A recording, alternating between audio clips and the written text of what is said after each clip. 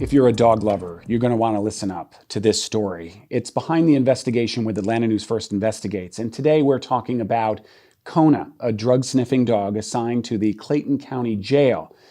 And it ends with the dog dying, but that's where our story begins because it has left one big question, and that's why. Here to answer all of this, Anastasia Almost with Atlanta News First Investigates. I'm Chief Investigator Brendan Keefe, and welcome to Behind the Investigation. This is a tough one. It is a tough one. We actually named it Behind Closed Kennels, which ironically, we like to do a lot of that, showing the investigative process. And so Behind Closed Kennels looks into Clayton County Animal Control and kind of what's been going on there. A lot of advocates calling out the way that they're putting animals down and things like that. But this is a twofold story with Kona because Kona came from the Clayton County Sheriff's Office. And when they ended up deciding to euthanize the dog for aggressive reasons, they then turned it over to Clayton County Police, who runs Clayton County Animal Control. So there's a lot of agencies involved, a lot of questions from the very beginning of what happened to Kona and what did he do to deserve to be put down, and then the way he was put down. Let's just watch and listen to the story because the video also, if you're listening and you can, go to the website or go to YouTube because it's some powerful surveillance video that advocates got through open records requests. He was like a son to me. I call him Son. Clayton County Sergeant Rhonda Johnson loved Kona like family. She wasn't his assigned handler, but she knew the K-9 well from training days. Every time he would see me, he would get playful, jolly. Johnson says after his handler was arrested, the dog she knew was gone. When I saw him at the kennel, it wasn't the same Kona. It wasn't the Kona that comes to the gate and say, hey, where's my treat at? I know you're finna rub on me. You can look in his eyes and tell it was something different. Kona was donated to the Clayton County Sheriff's Office after his owner died in 2022. He worked inside the jail, trained to sniff out contraband. But in October, Sheriff Levon Allen says he discovered Kona's assigned handler was the one sneaking banned items in. Sheriff Allen arrested the handler on 3 felony charges. But when deputies went to get Kona from the handler's house, Kona attacked, biting a deputy, according to the sheriff. Nobody could handle him at that point, and we were looking for a place that he could go. If he's attacking people, I can't bring him to my home with my family. We ended up taking Kona to Animal Control. Clayton County Animal Control is run by Clayton County Police. Through the night, there was incidents that took place at Animal Control to which they were concerned about the behavior as well. Even Johnson couldn't reach him. Seeing Kona, I cried. I did. I'm not gonna stay here and say I didn't cry. I cried. I showed emotion. I loved on Kona. So I seen Kona. I've played with Kona. We've played tug of war. We've played catch. To see him in that type of mindset, it kind of broke my heart. It did break my heart. And if he was gonna be sweet and soft with anybody, it would be me. The team says they had to figure out what to safely and humanely do with Kona. Are we gonna leave the dog in a cage? Is that what we're gonna do? And just slide food through a slot? Is that humane? I made that decision for Kona to be put down. I received 3 opinions from experts, a decision that was not made lightly. But how Kona died, that's where this story takes a turn. Animal rights advocates say his case highlights concerning euthanasia practices at Clayton County Animal Control, specifically the use of painful intracardiac injections known as heartstick euthanasia. Georgia law says that method can be used only if the animal is unconscious.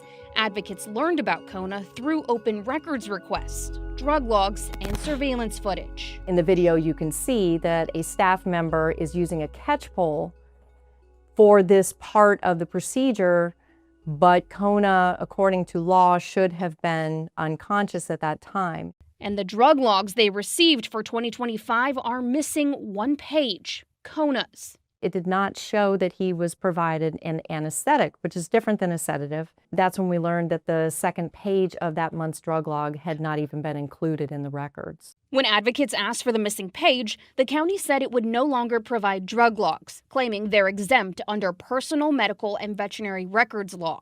Advocates say that doesn't apply to public shelter animals. The drug logs are the only way they know how animals are being euthanized. For example, the records reveal the staff veterinarian used the heartstick method nearly 90% of the time in a year period.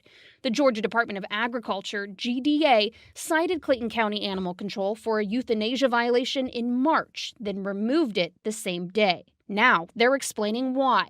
A state spokesperson tells us the shelter told inspectors they were no longer doing euthanasia on site and switched to using a third party. That was an acceptable reason for inspectors to remove the violation. But here's the problem. The inspection happened while the shelter's veterinarian was on leave.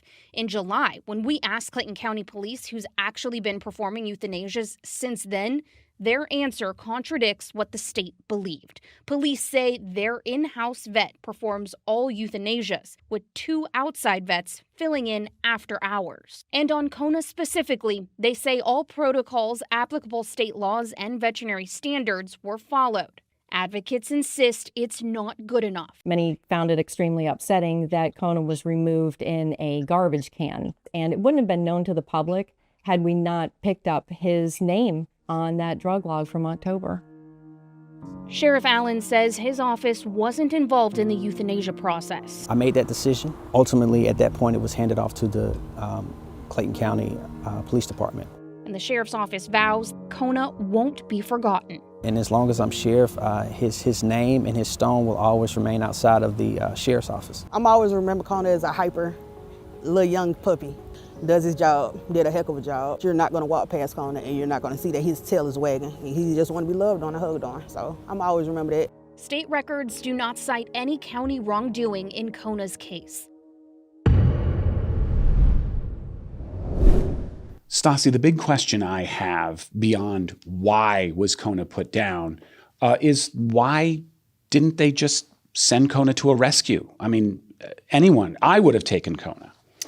That is the same question a lot of our viewers have had since the story aired. You know, when I did interview the sheriff as well as the handlers who had known Kona, who were there in the process, ultimately the sheriff said that he did get 3 different opinions from experts with up to 30 years of experience with K-9's. And he said each one of them said the dog just can't be handled. And, you know, in the story there, we do hear from one of the handlers that says one of the options, you know, was to just keep it in a kennel. And he said that didn't feel right, didn't feel humane. You know, for any dog lover who's listening, it's, you know, there probably were other options, but the sheriff made his decision based on the safety not only of his staff, but the public. And so that is a decision that he did make. Did it sound like Kona was imprinted on his handler?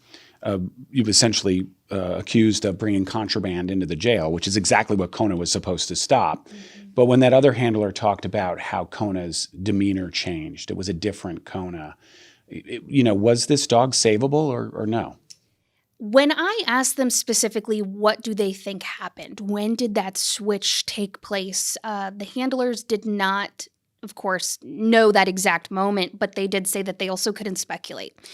They mentioned that, you know, Kona did live with this handler and that the handler had not been at work for several weeks. Possibly there was a move taking place. And so we don't really know what happened in those weeks. But, you know, if you look at Kona's life as a whole, we know that Kona was donated to the sheriff's office from a previous handler. I asked the sheriff, you know, do you know those details of that person? He said he just knows that he had training, so it was some sort of law enforcement officer. He said that the wife wanted to donate Kona to continue his work, which is a beautiful thing. And so Kona came to the sheriff's office in 2022. He was assigned to this specific handler. You could see in the story there that the other handlers do interact with the dogs. They get K-9 days, and the dogs do get time to be dogs. And that's where, you know, one of these handlers had really connected with Kona. And so you've got to think that Kona did have that playful side with his handler as well. And when the sheriff has been, you know, for several years now trying to figure out what's been going on at the jail and to crack down on some things that are unlawful. And so this is one of those cases where he says that he found an officer that was sneaking contraband in. It happened to be, someone who does have a K-9 who was supposed to be able to stop that contraband. We don't know the exact details. We know that he hasn't had his day in court. He has not pled. So we didn't get into that story of what really took place. But when you look at the timeline, if Kona's in this house and the handler was arrested, we don't know how that went down and what Kona was exposed to. Dogs are very sensitive. They react. Very protective. They can smell fear. And so if there was anything that took place in that house that, set him off, this is his second handler he's losing. Second family he's losing. And so we don't know what switched. And when somebody shows up, to take him from the house, what's he trained to do? It's the whole thing is just so heartbreaking. And, when we could see Kona walking in the surveillance video into the shelter, and you think that there's hope for the dog because it seems fine, but the handler told me he had called ahead. The handler who brought him to the facility, he said he had called ahead and made sure they had food ready and waiting. So he said he was kind of luring Kona in peacefully with the food. So we really don't know. And it goes back to this heart stick question. Why are they using the pole to immobilize the dog? To use the heart stick, they're supposed to be unconscious because it's a painful procedure, right? Yeah, well, so according to, all the research, state law, as well as protocol for many veterinarians, is that heart stick is a last resort, the last option, because it can be painful and it does require not just sedatives, but an anesthetic to put the dog under so it doesn't feel that stick going into their heart. That's why it's got that nickname.